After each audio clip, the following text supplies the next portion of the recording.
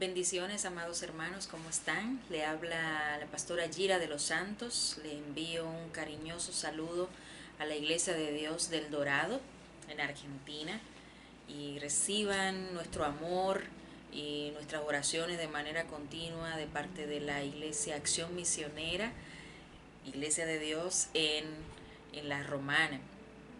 Mi esposo, el pastor Benito, nuestra familia, eh, de alguna manera hemos estado bien conectados con mi querida Mariana. Quiero dar un saludo muy especial a los pastores Sergio y Mariana Kondratsky y esta maravillosa oportunidad de compartir contigo en esta mañana, o el día o la tarde, no sé, depende qué momento sea allá donde tú estés, pero nos une el Señor. Así que estoy más que honrada y bendecida de que podamos compartir esta palabra, que de alguna manera son cosas que Dios ha estado tratando en mi vida, en nuestra iglesia, en nuestro diario vivir. Y qué gozo es que ver que lo que Dios trata con uno o lo que Dios está formando en uno, pues uno pueda tener este privilegio de compartirlo. Así que en este día te bendigo y te invito a que nada, nos unamos este tiempo para compartir esta palabra. El tema a desarrollar, pues le he puesto por título, ¿cómo desarrollo la madurez cristiana? ¿Cómo desarrollo la madurez cristiana? ¿Alguna vez te han preguntado por qué tú eres cristiano? Quizás probablemente muchas personas te han hecho esa pregunta. ¿Por qué eres cristiano? Probablemente tú has respondido, bueno, porque por la salvación, porque tengo el perdón de pecados, porque tengo una esperanza de vida eterna, celestial. Y tú mismo quizás te has dicho, ¿por qué es que soy cristiano? Bueno, por estas razones, algunas de estas razones que he mencionado. Pero quiero hacerte una pregunta en este día. ¿Para qué eres cristiano? Seguramente otros no te han planteado esta pregunta. Y la verdad es que en muchas ocasiones nosotros mismos tampoco como que nos detenemos a hacerla. ¿Para qué soy cristiano? El asunto es que el por qué nos lleva a plantearnos la motivación para hacer algo. Pero el para qué nos lleva a plantearnos el propósito de lo que hacemos. ¿Cuál es el propósito por el cual eres cristiano? Porque la respuesta del por qué sustenta el futuro, pero el para qué es lo que sostendrá el trayecto en el día a día. La verdad es que muchos sucumben aquí, hermano, mi hermana. Muchos tienen el anhelo de ser salvos, de gozar la vida eterna con Cristo Jesús, de pasar a la eternidad con el Señor y de pasar esa maravillosa experiencia, pero al no tener un fundamento sólido que los haga ir de la motivación a la convicción, su caminar en Cristo se vuelve escabroso, en algunos casos monótono, cansador y hasta hastiante. El no tener claridad para qué hacemos lo que hacemos nos lleva a la fastidiosa tarea de tener que inferirlo o estar a la merced de lo que el otro piensa o nos diga o lo que al otro le parezca. Cómo debe ser un cristiano maduro y todo eso limitado por reglas o posturas humanas. Así que nos encontramos con la triste realidad de que en vez de vivir una vida cristiana dinámica, gobernada por Cristo, vivimos una vida gobernada por el temor a lo que vaya a decir la gente, qué es lo que más le guste a la gente, si el liderazgo está de acuerdo, o estamos expuestos a vivir una vida según la personalidad del líder que tengamos de turno, o si algo es bien aceptado dentro de un grupo o no, y lo que nos lleva a vivir una vida lo más distanciada posible a esa libertad con la que Cristo nos ha llamado o nos prometió. Veamos por favor en Efesios capítulo 4, si usted puede buscar, Efesios 4, mire lo que dice. Yo pues, preso en el Señor, os ruego que andéis como es digno de la vocación con que fuisteis llamados, con toda humildad y mansedumbre, soportándoos con paciencia los unos a otros en amor. Y luego de ahí, del 3 en adelante, habla acerca de la unidad en el Espíritu, de que guardemos, de que somos un cuerpo, un Señor, una fe, nos dice, nos habla acerca de los dones, nos habla también acerca de las herramientas y la forma, lo que Dios proveyó para que el cuerpo de Cristo esté bien conformado. Ahora viene el para qué. Versículo 13. Hasta que todos lleguemos a la unidad de la fe y del conocimiento del Hijo de Dios, un varón perfecto a la medida de la estatura de la plenitud de Cristo. Y ahí está nuestro para qué. ¿Para qué somos cristianos? Y el para qué nos lleva al camino hacia la madurez. El propósito entonces, que es el para qué, por el cual somos cristianos, es llegar a la estatura de la plenitud de Cristo. Gálatas capítulo 4, verso 19 dice: hijitos míos, por quienes vuelvo a sufrir dolores de parto, hasta que Cristo sea formado en vosotros. Así que esta carrera cristiana no se trata solo de correr para llegar, sino de observar el cómo corremos es importante. Como nuestro norte, según estamos viendo, es Jesús, y el propósito es crecer a su medida, necesitamos entonces conocer cuál es esa medida. ¿Cuáles son las áreas que debo considerar para volverme un creyente maduro? No según los estándares humanos, no según mis propias percepciones, sino Él. ¿Alguna vez alguien te dijo, oye, pero madura ya? O, ¿cuándo será? O escuchaste a alguien decir, pero ¿cuándo será que tal persona va a crecer y va a madurar? Y de hecho, ¿te habrá pasado en algún momento que quizás te impidieron hacer algo, ya sea en tu niñez o ya sea en la iglesia, porque te habrán dicho, lo que pasa es que todavía no eres lo suficientemente maduro para hacerlo? No sé si te habrá pasado, pero de repente, cuando se dicen estas cosas que son tan subjetivas, la gente se queda como, ¿y qué es eso? ¿Qué es ser maduro? ¿Cómo llego ahí? ¿Qué significa que no soy maduro? Y esto es un terrible problema, porque nosotros los seres humanos tenemos la capacidad de poner estándares en otro, pero no le indicamos el camino de cómo llega ese estándar.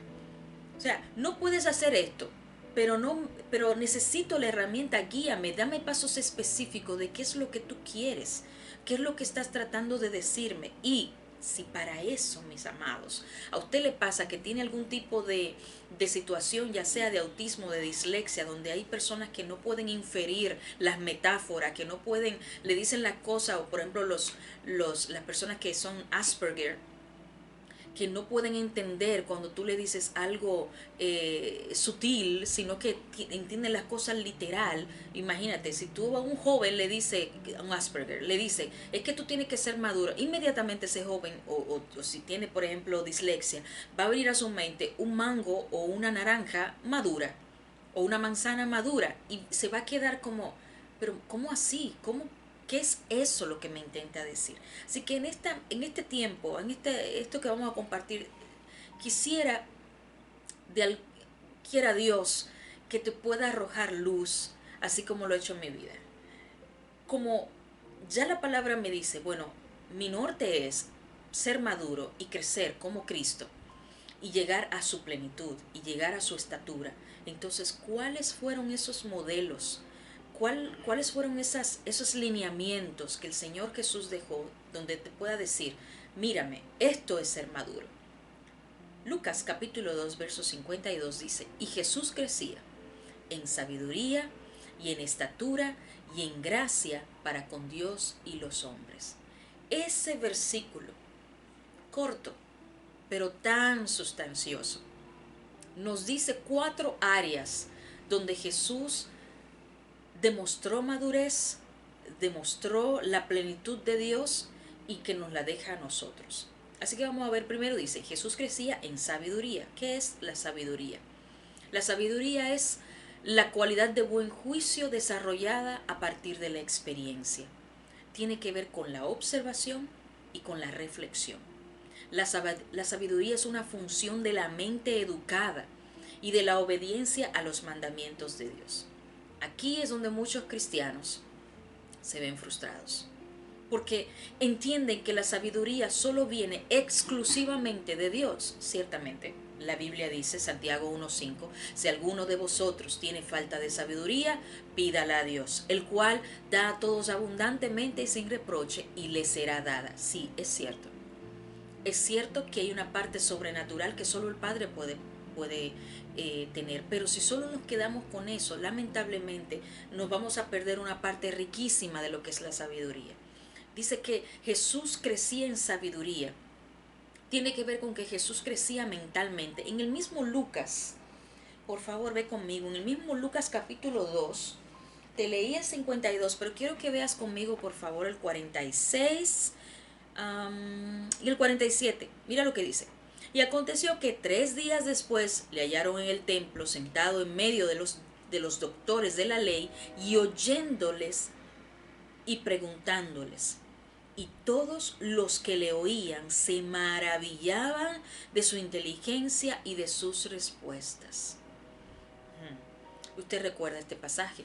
Jesús se le extravió a los padres en un viaje que tenían y de repente, ¿dónde aparece Jesús? El muchacho de 12 años en medio de doctores de la ley, conversando con ellos. Ellos le hacían preguntas, Jesús les contestaba. Sí, es cierto. Había un don sobrenatural, pero al don Jesús tenía que ponerle conocimiento. Es imposible que el Espíritu Santo te recuerde algo que no esté en tu mente. Bueno, puede suceder que Dios haga unos milagros de repente, pero la verdad es que el mismo Jesús le dijo a los discípulos, y Él les recordará todas las cosas que les he enseñado. Quiere decir que el mismo Espíritu Santo tiene que echar mano en mi mente, en mi intelecto, de cosas que yo previamente me haya dispuesto a aprender. Y esta es la parte de la sabiduría que muchos no le prestan atención. La sabiduría parte del conocimiento. Voy por experiencia, por inferencia, pero necesito tener conocimiento. Así que Jesús creció en conocimiento. No solamente adquirió conocimiento, sino también entonces sabiduría, que es la capacidad de aplicar correctamente el conocimiento adquirido. Así que podemos ver con esta enseñanza que la gente madura procura capacitarse. No da todo por sentado. La gente madura no permite que el orgullo y la soberbia reinen en su corazón, diciendo, por ejemplo, nadie tiene nada que enseñarme, ya yo tengo tantos años en el Evangelio, esta es mi doctrina, esto es lo que yo sé y lo que yo aprendí, y yo no voy a permitir que nadie me saque de ahí. Mira, yo tuve el privilegio, el grandiosísimo privilegio de tener unos pastores maravillosos, el pastor Gerardo Tarón Gerardo y Olga Tarón, quizás alguno lo conozca. Vinieron de misioneros de Argentina para la Dominicana y crecí bajo la enseñanza no solamente educacional, pero también de verles a ellos viviendo la vida cristiana. Y yo nunca puedo olvidar que el pastor Gerardo en una ocasión decía: trato continuamente de trabajar mi vida de tal manera que pueda aprender de todos, hasta de un niño. Y eso caló en mi mente.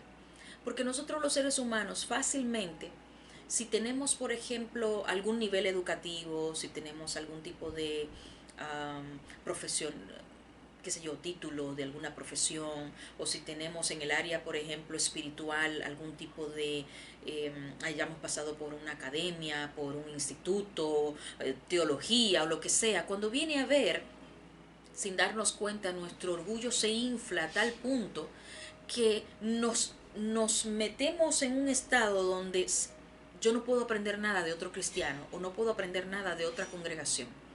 Mis pastores, por ejemplo, no tenían miedo.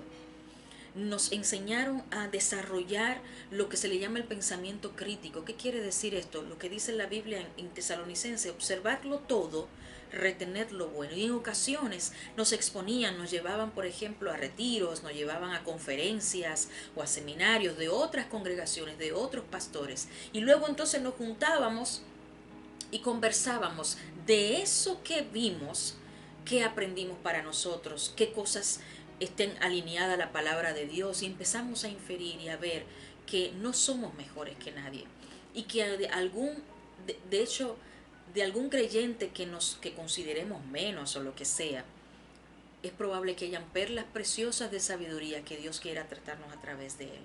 Así que la gente madura aprende hasta de un niño.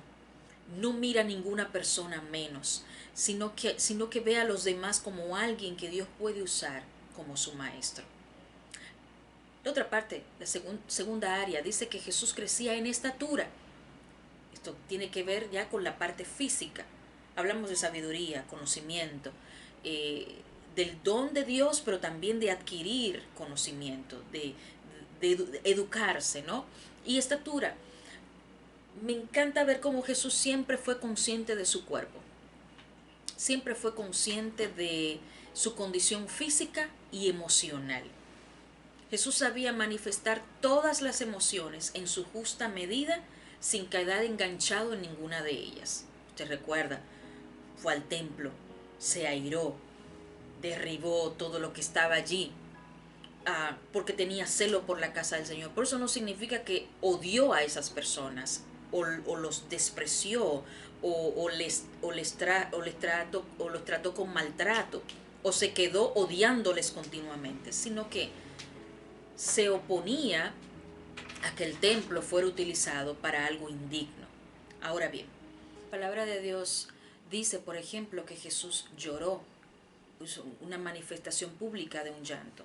En otra parte de la Biblia dice que Jesús se regocijó, y el original dice que se rió a carcajadas. Así que Jesús tenía esta capacidad de conectar con sus emociones en las diferentes situaciones de su vida, pero no quedar enganchado con esa emoción. ¿Qué quiero decir con eso?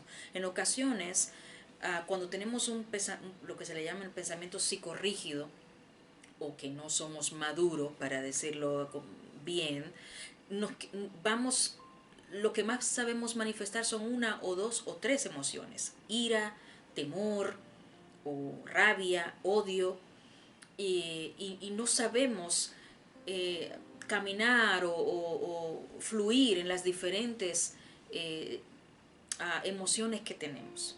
Pero aparte de eso, Jesús sabía estar en soledad, sabía disfrutarse a sí mismo en soledad.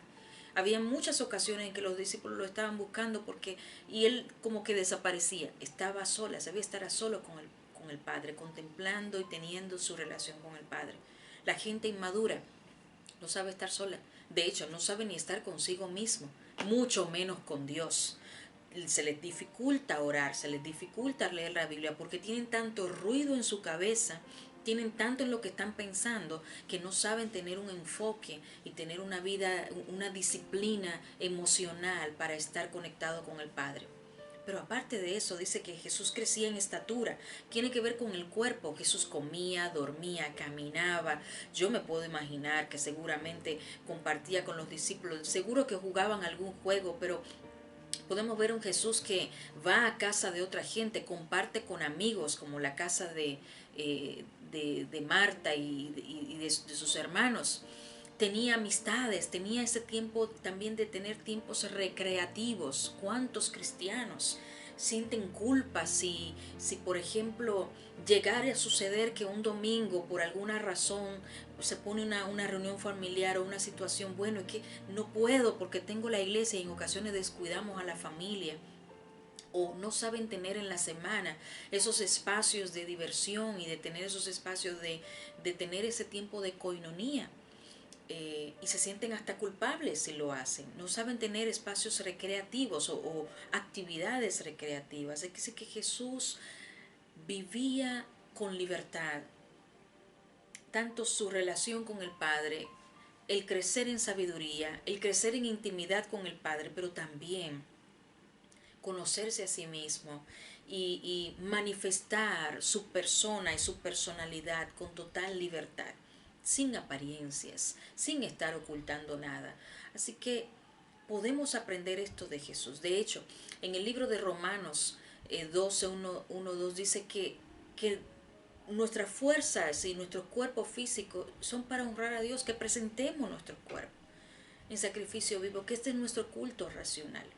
En ocasiones, la gente que no es madura no sabe cuidar su cuerpo, está cansado, agotado, agobiado, estresado, Y los ves, por ejemplo, que si están en el culto les cuesta ponerse de pie, les cuesta expresar júbilo, gozo, adoración en la alabanza, en el tiempo con Dios, porque prácticamente esa hora o ese tiempo que tengan en el culto es como déjame yo sentarme aquí y tratar de descansar un poco.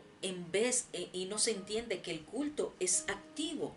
En realidad el tiempo del culto es un tiempo donde yo voy a ofrecerle sacrificio al Señor. Así que la gente madura, si estás tomando nota, procura continuamente aprender cómo funciona su cuerpo, cómo cuidarlo y protegerlo, y procura ser consciente de la relación, de la unidad relacional que existe entre el cuerpo y las emociones. De hecho, se ha demostrado que muchas enfermedades son provocadas por emociones reprimidas. Muchas enfermedades, más de un 50% de las enfermedades que padecemos están gobernadas, se le pueden llamar son somatizaciones, son enfermedades donde el cuerpo habla lo que hemos callado en nuestras emociones o lo que hemos tratado de suprimir. Así que la gente madura aprende que con su cuerpo manifiesta la imagen de Dios, con su cuidado y con la manera de cómo lleva su vida. Es parte de mi adoración al Señor. No son solo las canciones, también la manera en que me veo y la manera en que me trato y la manera en que me expreso y de hecho las emociones lo que sirven es para que podamos interpretar el mundo. La manera en que interpreto el mundo y la vida tiene mucho que ver con mi adoración al Padre. La tercera área que Jesús nos enseña es que Él crecía en gracia para con Dios. O sea, Jesús crecía espiritualmente. Él no se quedó solamente con el día del bautismo, el día que lo bautizaron y le dijeron, bueno, este es mi hijo amado en quien tengo complacencia. Y después de allí fue al desierto 40 días y ayuno. ¿Cuántos cristianos se quedan enganchados en alguna batalla espiritual, en alguna victoria espiritual de un momento y no entienden que esto es continuo? Probablemente tú puedes identificar ocasiones en tu vida como cristiano donde tú has estado con ese fuego, ese ardor del Señor, ese leer la palabra, el orar, el buscar su rostro, pero de repente, por alguna razón, quizás caíste en un estado monótono, en un estado de estancamiento, o quizás recuerda batallas, grandísimos testimonios donde Dios operó de manera sobrenatural en alguna área de tu vida, sí, pero hay más testimonios, hay más cosas que Dios quiere mostrarnos y revelarnos en su palabra. En estos días hablaba con una de mis discípulas, creo que fue hoy si no me equivoco, y le decía, yo estoy tan enamorada de la palabra de Dios, yo amo la palabra de Dios, porque es impresionante que a veces hay una historia que tú lees y la lees y la lees y la escuchas, pero de repente llega un momento específico donde el Señor te muestra como otro mundo nuevo. Y tú dices, wow, pero eso estaba ahí, es la misma historia que he leído otras veces. Yo hasta me la sé de memoria prácticamente, pero viene una revelación fresca para un momento determinado y necesario. Jesús llegó a decir en Juan 10:30 al 33, dice, yo y el Padre uno somos. En el Juan 15:5 dijo, yo soy la vid, vosotros los pámpanos. El que permanece en mí, yo en él, este lleva mucho fruto, porque separados de mí nada podéis hacer. Así que la gente madura camina en un estado de unidad con el Padre de manera continua. Esto implica que busca de manera intencional los espacios del día para relacionarse con Dios. Procura incluirlo en todo lo que hace. Como dice el libro de Proverbios capítulo 3, reconócelo en todos tus caminos. La palabra gracia significa favor, aceptación, y tiene que ver con la influencia divina sobre el corazón y su reflejo en la vida. Esto está incluido la gratitud. Pero también la gracia significa merecer aprobación, aprobar, congraciarte, favor, gozo, mérito. Quiere decir entonces que gracia, mira que dice merecer aprobación. La gente madura procura ser aprobado, como dice 2 de Timoteo 2:15, te voy a leer, dice, procura con diligencia presentarte a Dios aprobado, como obrero que no tiene de qué avergonzarse, que usa bien la palabra de verdad. Quiere decir que la gente madura camina en la vida sin nada que ocultar. Queremos crecer en gracia para con Dios. La gente madura lo primero que busca continuamente es: Señor, examina mi corazón, como dijo David, ve si hay en mí camino de perversidad. Vive continuamente examinando las intenciones, las actitudes, y procurando, no como un policía fiscalizando, viéndote siempre como menos, sino: Señor, es que lo que quiero es agradarte. Lo que quiero es que mi vida completa crecer en esta gracia que tengo contigo. Amén. Y por último, número 4, dice que él crecía con gracia para con los hombres. Esto es muy interesante. Quiere decir que Jesús crecía socialmente. La gente madura no vive pendiente a lo que dice la gente, sin embargo trata de guardar su testimonio actuando en amor. Lo que leímos, ¿te acuerdas? En Efesios capítulo 4, Pablo dijo: yo estoy preso en el Señor y te ruego que andes como es digno de la vocación con la que fuiste llamado. ¿Cuál es esta vocación? ¿Para qué somos cristianos? Con toda humildad y mansedumbre, soportándoos con paciencia unos a otros, en amor, solícitos en guardar la unidad del Espíritu en el vínculo de la paz.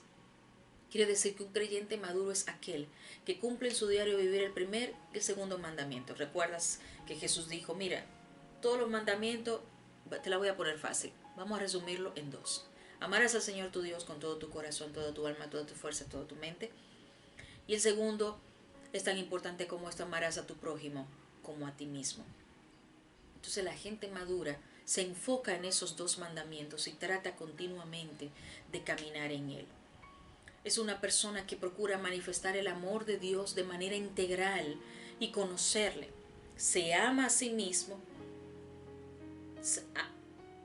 de la misma como Dios lo ama, se ama a sí mismo como Dios lo ama, y este amor y conocimiento de Dios se ve reflejado en el trato de su prójimo. Digámoslo de esta manera: el cristiano pone en práctica lo que ha aprendido. Eso tiene que ver con sabiduría. Se cuida y valora respetándose y cuidándose como la imagen de Dios. Tiene que ver con la estatura. Procura ser transparente delante de Dios cada día. Tiene que ver con la gracia para con Dios. Y desarrolla las habilidades necesarias para mantener relaciones sanas con su prójimo. Esto tiene que ver en gracia para con los hombres. Así que las áreas en las que Jesús crecía están basadas en el resumen de los mandamientos. Por ejemplo, dice que Jesús crecía en sabiduría. Amarás al Señor tu Dios con toda tu alma, con toda tu mente, con todas tus fuerzas. La mente está implicada. Crecía en estatura, y esto tiene que ver con amarte a ti mismo. Y en gracia para con los hombres, amar con amor al prójimo. Se requiere de una inversión en conocimiento y una acción intencional. Quiere decir que la esencia de un cristiano maduro es el crecimiento intencional en el amor. Ve conmigo, por favor, a 1 Corintios capítulo 13, versículo 11 al 13. Y vamos a ver qué dice allí. Te lo voy a leer desde acá, que lo tengo aquí. Dice: cuando yo era niño, hablaba como niño, pensaba como niño, juzgaba como niño. Mas cuando ya fui hombre, dejé lo que era de niño. Ahora vemos por espejo, oscuramente, mas entonces veremos cara a cara. Ahora conozco en parte, pero entonces conoceré como fui conocido.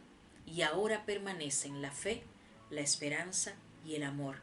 Estos 3, pero el mayor de ellos es el amor. ¿Sabe qué? Siempre que inicia un nuevo año, de alguna u otra manera todos nos ponemos metas y propósitos.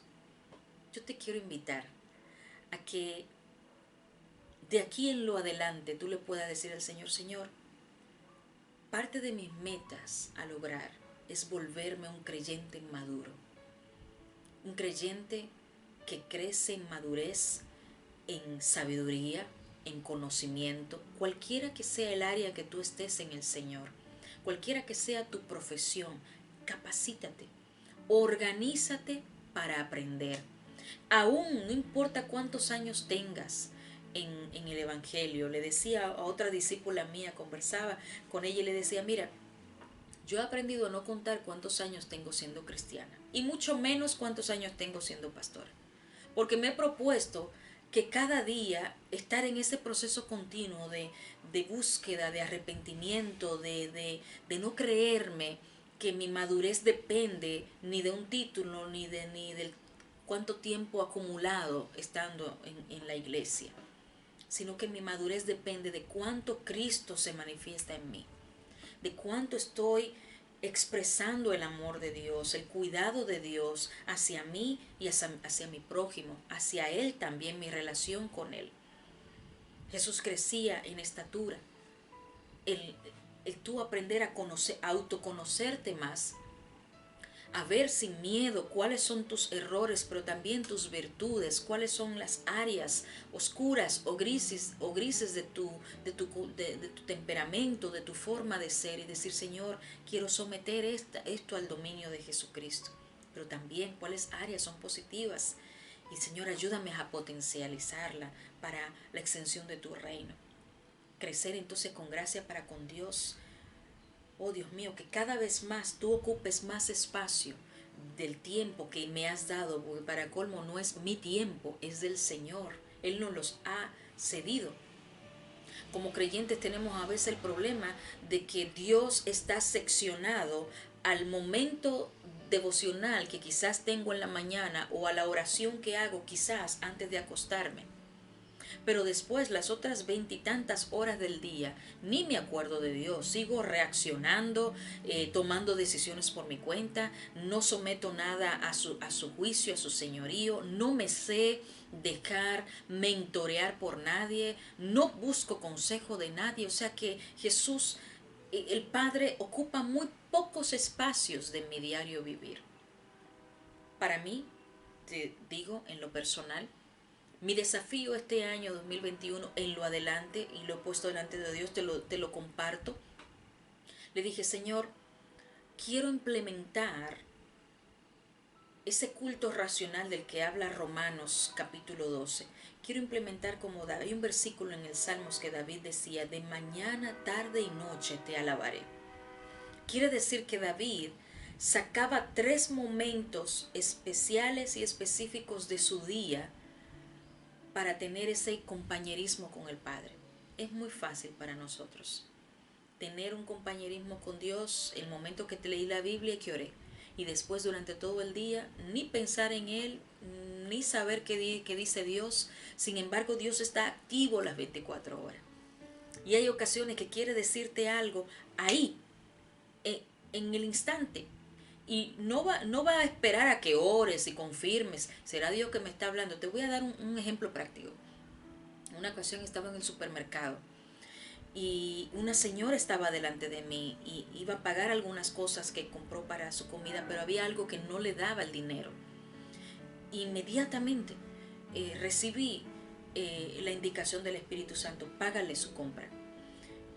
Y eso fue en automático. Te voy a ser sincera.